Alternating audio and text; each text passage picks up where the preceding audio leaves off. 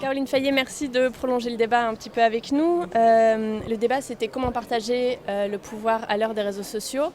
Ma première question, c'est pourquoi est-ce difficile de partager le pouvoir ? Parce qu'il y a une perte de contrôle à accepter de la part des organisations, des médias, des politiques. Cet empowerment du citoyen, du consommateur, il s'est fait progressivement à travers les différentes révolutions numériques.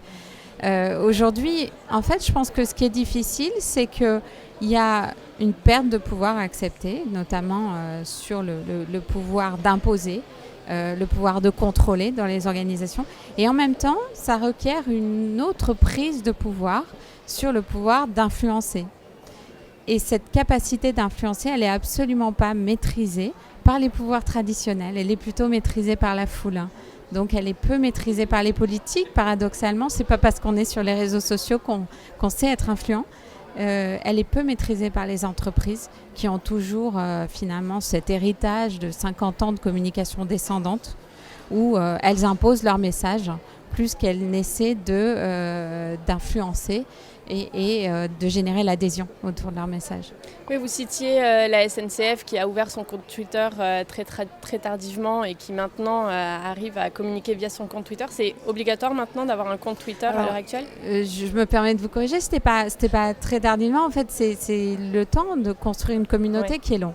Et 2009, c'était pas forcément très tardif par rapport à la connaissance qu'on pouvait avoir de ce réseau à l'époque.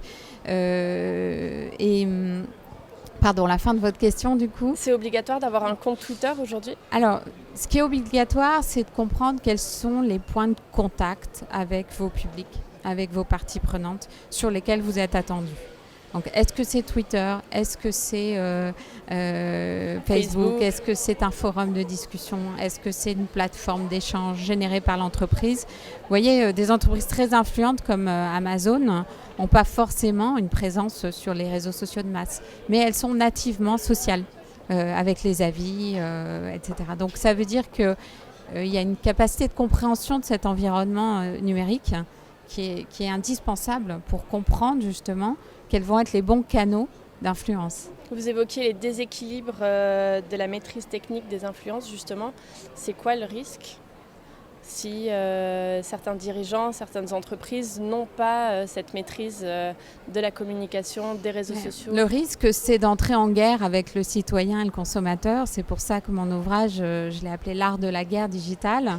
Parce qu'effectivement, quand vous êtes dans le déni, ou quand vous êtes dans des anciennes méthodes d'exercice du pouvoir, celui d'imposer, celui de contrôler, eh bien vous entrez en guerre, en conflit. Alors la traduction du conflit, c'est le bad buzz, c'est le bashing, c'est la l'ubérisation, pour rester sur des domaines économiques.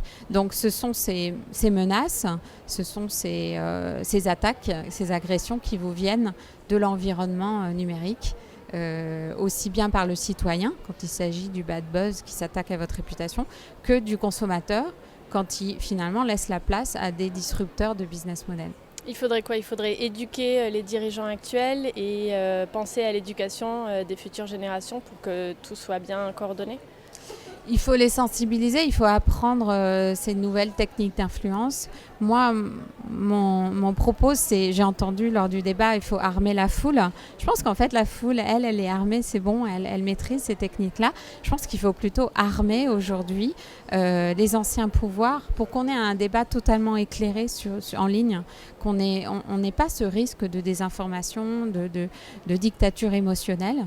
Mais moi, je voudrais armer les scientifiques, je voudrais armer les politiques, je voudrais armer les dirigeants, des gens qui ont des choses à dire, les philosophes, des gens qui ont des choses à défendre et pas seulement des intérêts idéologiques ou dogmatiques. Pour pouvoir toucher le plus grand Pour qu'on ait un débat critique, on a beaucoup parlé du doute.